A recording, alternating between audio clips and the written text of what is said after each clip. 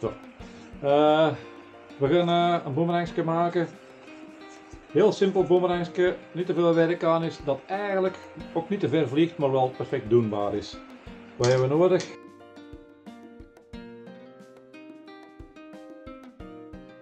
Een meetlat, of een vouwmeter, iets voor de meter sowieso, een potlood, schrijven, een zaag, een rasp. Is gemakkelijker dan schuurpapier, maar schuurpapier hebben we ook nodig, maar als je een rasp hebt dan gaat het iets makkelijker. Een stuk touw, ik gebruik van die metselstouw, een stukje van 80 centimeter. Wat hebben we nog nodig? Hout. Ik heb een stukje lat. Ik kan in de doe-het-zelfzaak gaan we een stuk hout kopen. Dat is een afdeklijst eigenlijk en heeft een speciale vorm. Het voordeel van die vorm is dat je eigenlijk die voorkant, die kanten zijn alle twee afgerond, maar die ene kant is al gelijk onze voorkant van een boemerang moet zijn. Een boemerang moet van voor afgerond zijn. En dat is al perfect in orde, dus daar moeten we niks meer aan doen. Die afdeklijsten die kunnen in doe-het-zelfzaak kopen.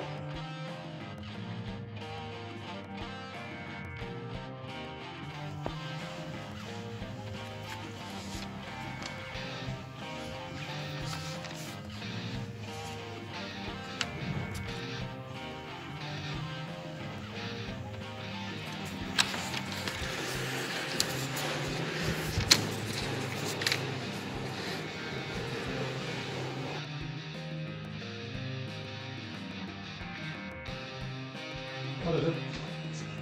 3 soorten. We hebben eigenlijk, deze noemen ze de hardhout wit.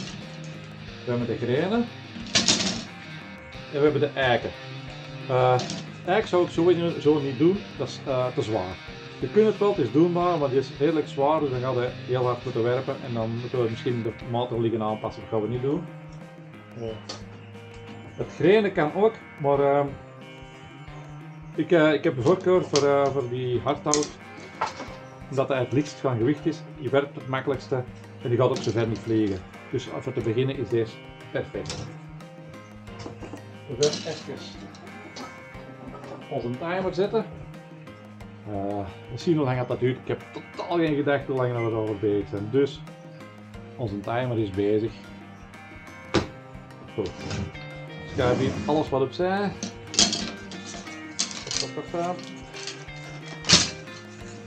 Ja, rommel. Dat hoort erbij zeker. Een stuk hardhout. Deze kan ik ook opzij leggen. Zoals je kunt zien, die boemerang die bestaat uit dat is gewoon een kruis, er zijn gewoon 2 latten aan elkaar gebonden. Je kunt ze ook aan elkaar lijmen met houtlijm. Dat gaan we vandaag niet doen. Als je hem definitief zo wilt houden, kun je hem beter lijmen, maar als je hem lijmt, ja, dan moeten we een dag wachten eer je hem kunt gooien. En de planning is dat we er onmiddellijk mee gaan gooien. Dan leggen we even opzij, die leggen we opzij. Nu, hoe lang moet dat ding zijn? Dat is een beetje uit te zoeken. Met dit soort hout heb ik uitgetest. Een stuk van één vleugel. Dus de lengte van één vleugel is tussen de 30 en de 34 centimeter. Korter kan ook nog, maar dan wordt het moeilijk. Langer, dan gaat hem heel kort draaien en dan is hem ook niet zo goed. Dus, dit is een stuk, deze is van 34. Je kunt er nu een maken van de vleugellengte van 32. Dus dan meten we dat gewoon af. Op 32. Nu komt dat niet nauw op een millimeter. Het is 32 is ideaal. Maar als dat een millimeter langer is of een millimeter korter, dat gaan we niet merken. We zagen die netjes af.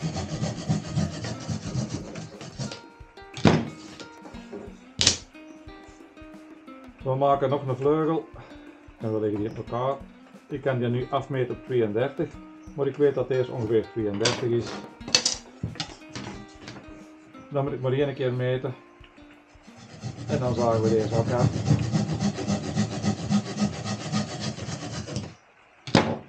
Het overschot zetten we weg. Nu hebben we al 2 vleugels. De hoekjes die gaan we afronden. Je kunt die afschuren, je kunt die afzagen. Ik kan even een stukje afzagen. Dat gaat iets rapper.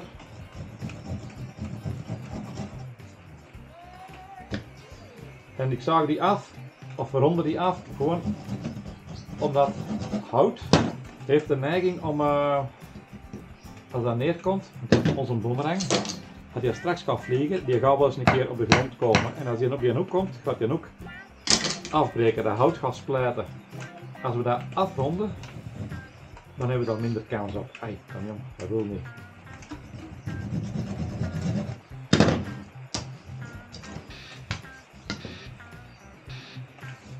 We zagen daarvoor wat hoekjes aan. Je ziet, ik meet dat niet af. Het is niet erg als dat een hoekje wat groter is dan een ander. We gaan geen perfecte, moeten we dat zeggen, het is geen kunstwerk dat we gaan maken, we gaan gewoon een simpel boemerangje maken waar we mee kunnen gooien. Dus die hoekjes, die gaan we ineens wat afschuren.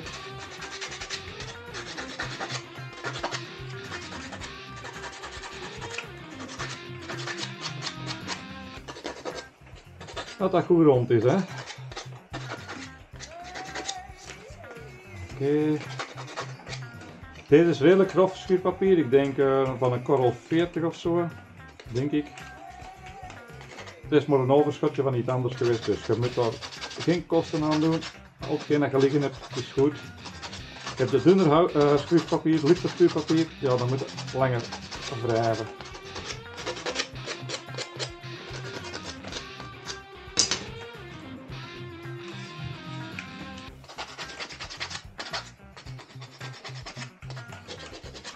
Die met dat zagen, heb je soms ook zo van die randjes aan met dat schuurpapier. Als je dat zo een paar keer over wrijft, dan is dat al terug glad. Deze hout staat hard hout. Dat wil niet zeggen dat dat heel hard hout is, dat is vrij zacht hout. Maar het type van een boom is een hard houtsoort boom. Zeg, het is geen hard hout eik. Dat is hard hout. Dan moet je hard schuren, dan moet je hard zagen. En dat is allemaal niet leuk. Ik heb er straks ergens in mijn vinger gesneden. Maar we gaan wel overleven. Hè? Goed, dat is dat. Hè. Dan gaan we even het midden van die vleugels bepalen. Dan moeten we dat kruis op elkaar zetten. En het gaat niet schoon zijn dat we dat helemaal uit het centrum zetten. Dus we gaan even meten.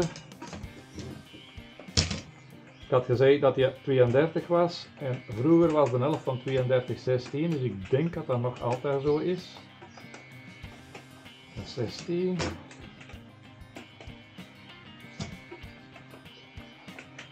En deze is ook 16. Oké. Even tafeltje gaat roken. Oké, we gaan hier. Ons lat is, dat is ook vergeten te zeggen, dat is een lat van 30 breed. Ik heb die ook in breedte formaten, maar 30 is eigenlijk de ideale maat. 30, dat zijn dan millimeters natuurlijk. Ik pak het midden van mijn lat. Ik kan daarna gaan meten, hè, want ik weet dat dat 30 is. Ik kan gaan meten. Hè, de helft van 30, dat is 15. Dus als ik roep, een potlood vliegt rond, 15 naar daar, 15 naar daar, dan heb ik 30. En dan past mijn lat er netjes tussen.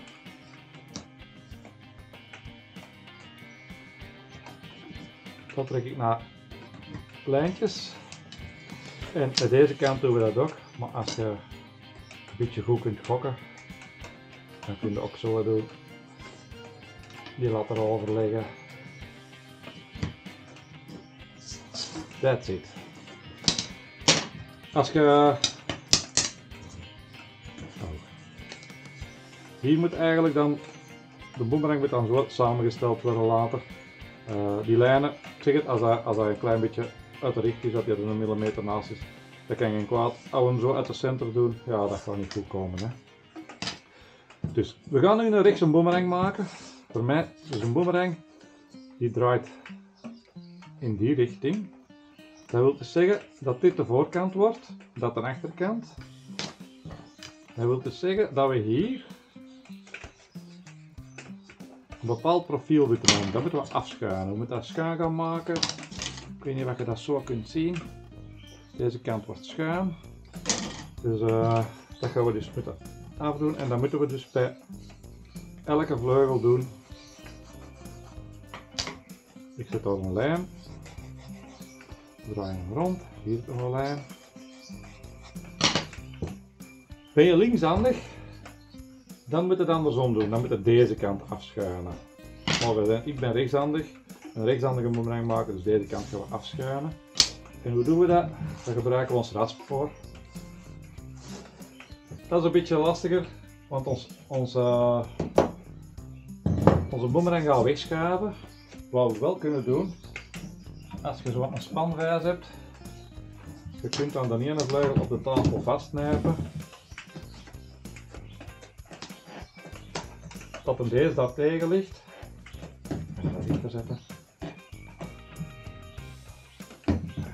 Zo, dat hem niet wegschuift. En nu ga ik gewoon twee kanten schuin maken.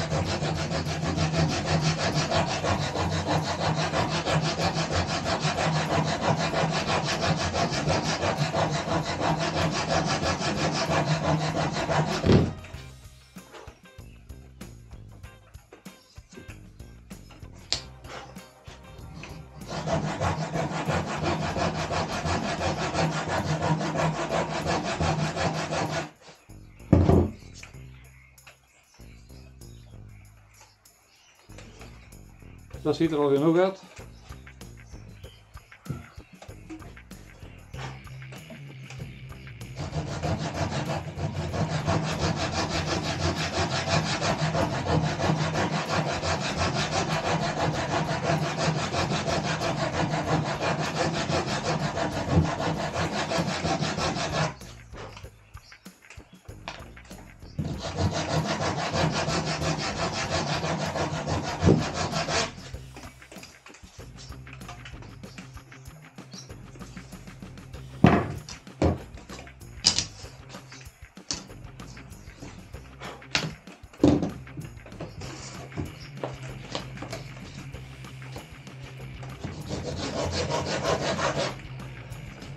Je kan ook zeggen gewoonlijk ongeveer 15 graden, maar ja, je ziet, ik ben geen gradenboog aan het meten.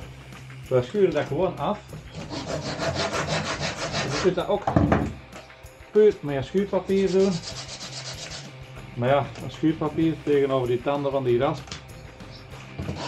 Met een rasp gaat het iets sneller.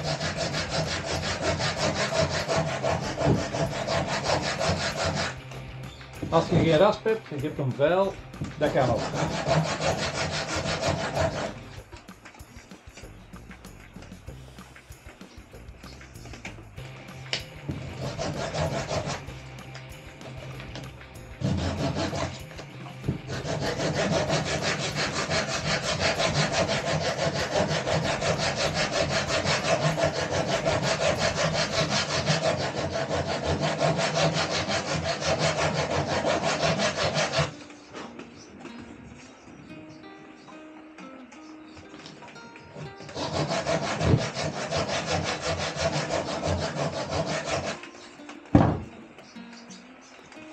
We schuren daar wat schuin en dan krijgen we eigenlijk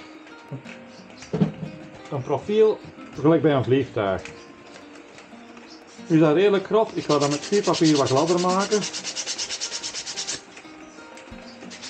En wat we ook doen, we maken dat schuin, maar we maken hier geen scherpe punt van. Dan mag dat gemakkelijk een millimeter dik blijven. Dit is zo ongeveer een millimeter. Als je dat te dun maakt, gaat dat ook splijten. Dus we schuren dat wat glad.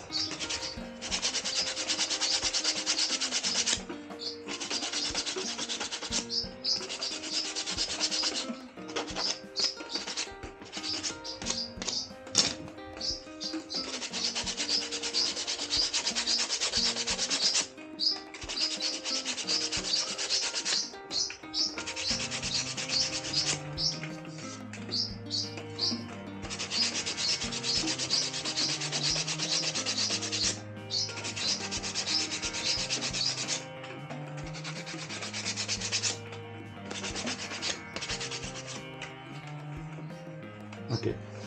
Nu, die voorkant, daar hebben we nog niks aan gedaan, die is perfect. Alleen de onderkant van die voorkant, die gaan we ook even met schuurpapier aangaan. Dat die rand een klein beetje gebroken is, dat die wat minder scherp is. En dat is zo, maar een paar keer over wrijven. That's it.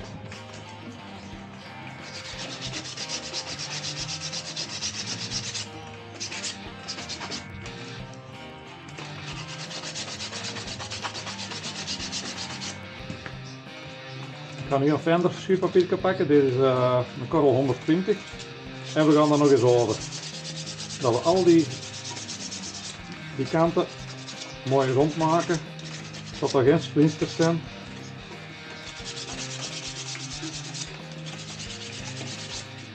Alles een klein beetje afronden, geen scherpe kanten, geen splinters.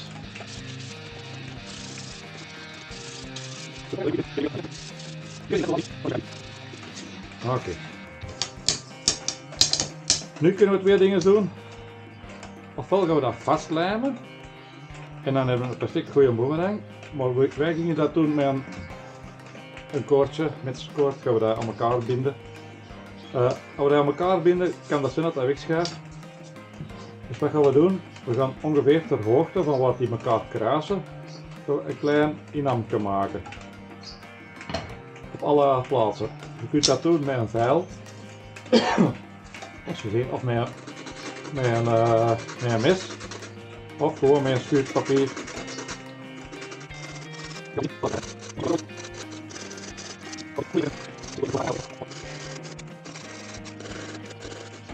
Zo. Ik kan er nog eens met mijn fijn schuurpapier door dat al die randjes gebroken zijn. Maar deze moet ik wel eens 2 keer dubbel vouwen. We ronden alles een beetje af. Geen splinters, geen losse stukken.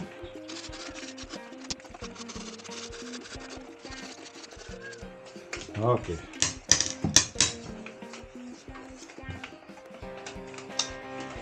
Zo. Zoals ik al zei, je kunt dat lijmen, maar dan kunnen we vandaag niet meer gooien. Het spijtige vandaag is, ja, ik ben juist buiten aan het kijken. Er is veel wind en het regent like zot, dus we gaan sowieso niet buiten kunnen gooien. Dit is nog blank hout. Het zorgt een dag met weinig wind en zeker geen regen. Het gras mag ook niet nat zijn, want als deze hout nu nat wordt, dat gaat hem zwaarder wegen, gaat niet meer vliegen fatsoenlijk en dan gaat krom trekken. Je kunt hem later wel schilderen, zoals ik met deze modellen al gedaan heb. En dan mogen die wel eens een keer nat worden. Je mag ze niet in de regen laten liggen. Maar vandaag gaan we hem niet schilderen, we gaan hem gewoon tegen elkaar binden. Dat aan elkaar knopen, dat is een speciale techniek. En ik weet niet wat dat de beste techniek is dat ik gebruik. Maar ik doe het zo, ik maak een lusje. Leg dat bovenop een boemerang. Allee, op de bovenste lat. Ik hou de onderste lat er goed onder. Ik draai hem 1 keer onder die onderste lat, zodat ik dan daarna schuin over die andere lat kan komen. Zo. Dan zit ook die lus onder die koor gevangen. En dan ga ik die proberen goed aan te trekken. En ik draai daar een keer of 3 rond.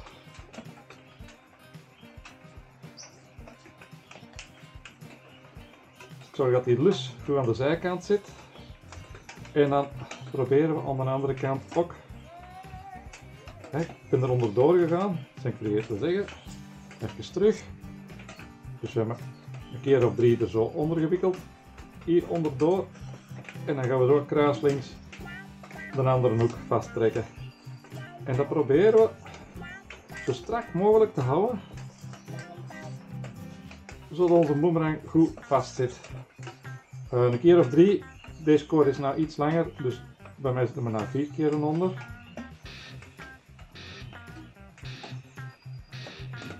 De uiteinde steken we door die lus, ik weet niet of je het kunt zien. Zo. En als we dan aan deze lusje trekken, dan trekken we dat andere koordje daaronder door.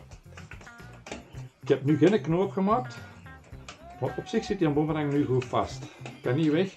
En door die inkepingen kan hem ook niet weg eruit schuiven. Als we die inkepingen niet maken, dan kunnen we die van elkaar schuiven, maar nu zit die redelijk goed vast. Eigenlijk is onze boemerang nu klaar voor te testen. Alleen het weer zit niet mee. Wat je ook nog wel kunt doen, is als je die lusjes hier, even die stukje, dat je nog gewoon een elastiekje, gaan we dat een paar keer hier ronddraaien.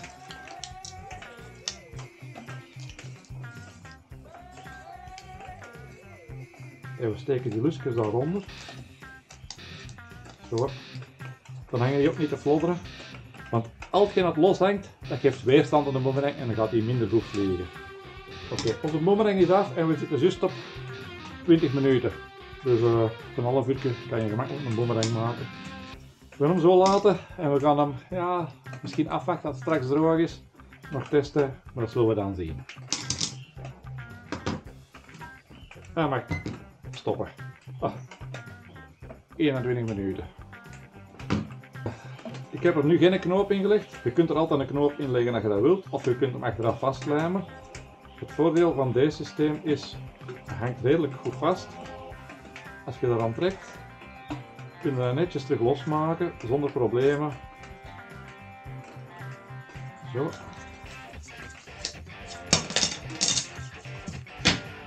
En als je wil, kan je de boemerang zo netjes opbergen. Je kunt hem zo weer naar een achterzak steken als je wilt, maar ja.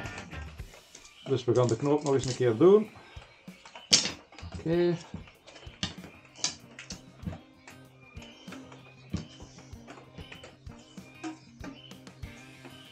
Ik weet niet goed wat hem best ligt. Ik begin eigenlijk zo. Je kunt ook zo beginnen. Het maakt eigenlijk niet veel uit. We gaan zo eens een keer beginnen. Ik denk dat het allemaal hetzelfde is. Maken een lusje. Dan leggen we dat over onze boemerang.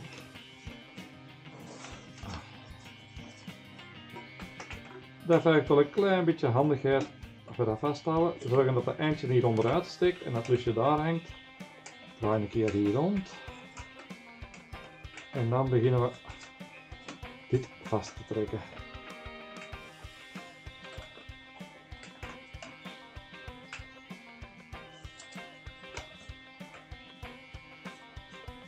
Keer of 3, 4, het ligt eraan hoe lang dat het touwtje is.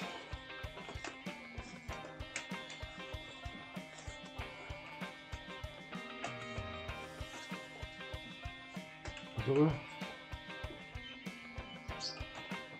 Uiteindelijk door die lus probeer het touw zo vast strak mogelijk te houden. Als ik loslaat schiet die touw los, maar ik hou die van achteren vast. We trekken hier aan. Dan trek je wat door en dan zorgen dat we eigenlijk even aan de twee einden trekken, dat alles goed strak is. En we trekken die knoop onder onze scoort door en dan hangt die uit. Je kunt een klein beetje bewegen, maar dat kan geen kwaad. Die gaat wel blijven hangen. Komt perfect in orde.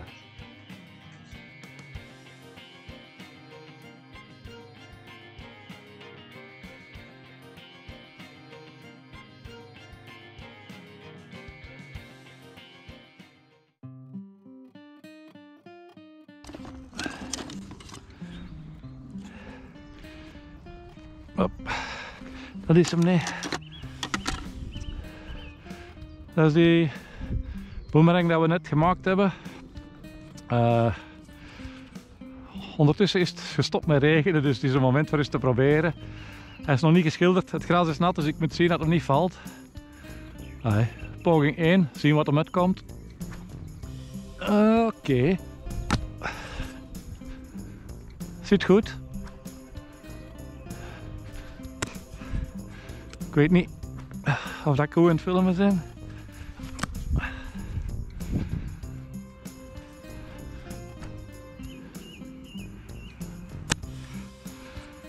Ik kan hem heel verticaal gooien nu. Oké. Perfecte vlucht, hè.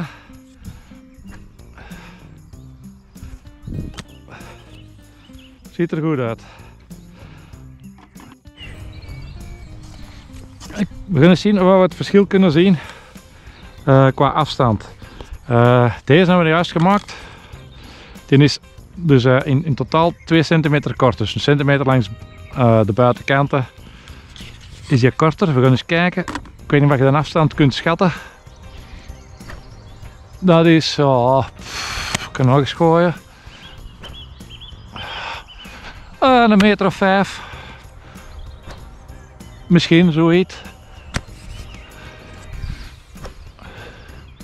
Oké, een meter of 5, 6 maximum. Hetzelfde materiaal. Alleen deze vleugels zijn iets langer. Die gaat iets korter draaien. Het scheelt niet veel, maar het draait toch wel een meter korter. Ja, hier. Het is nou wel. Als je deze gaat schilderen, gaat die iets zwaarder wegen. En dan gaat hij net iets verder vliegen. Ik heb er hier nog 2 geschilderde. Even kijken. We gaan eerst hier met de langste vleugels pakken. Die is geschilderd. Die weegt net iets zwaarder. Het scheelt niet veel. Ongeveer dezelfde vlucht. Je ziet, het gaat vrij snel rond. Kortere vleugels. Die heeft een heel langere vlucht. Gewoon omdat hij wat korter is en net iets zwaarder weegt. Zijn vlucht is ook iets anders. Maar dat is omdat het hout wat gebogen is. En dan heb ik hier nog dat grenen modelletje. Die is ook niet geschilderd. Wel langer vleugels, maar green is iets zwaarder. Je ziet, deze zijn ook gelijmd.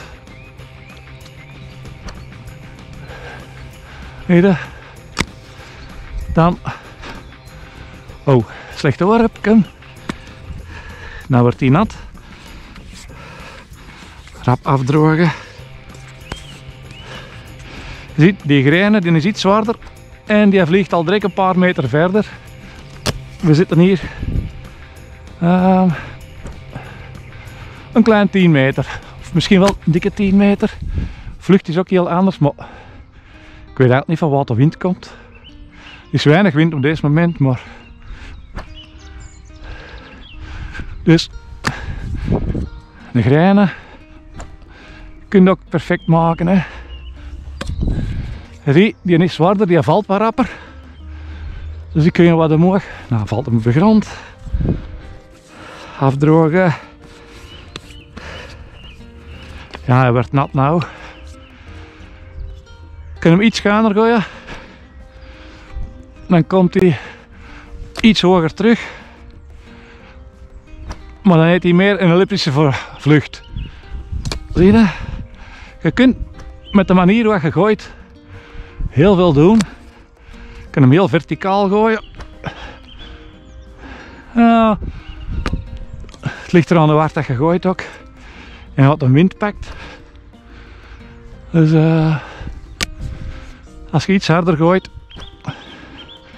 blijft hij beter boven. Hè. Perfect. Je ziet, het is niet moeilijk. Oh, deze model dat we juist gemaakt hebben.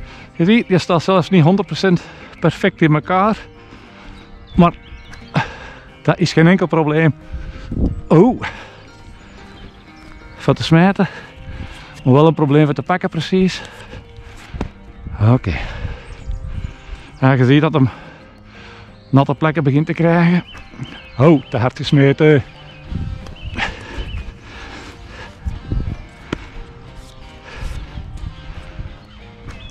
Zoals dat. Ah, nee. De laatste voor het af te leren. Huppakee.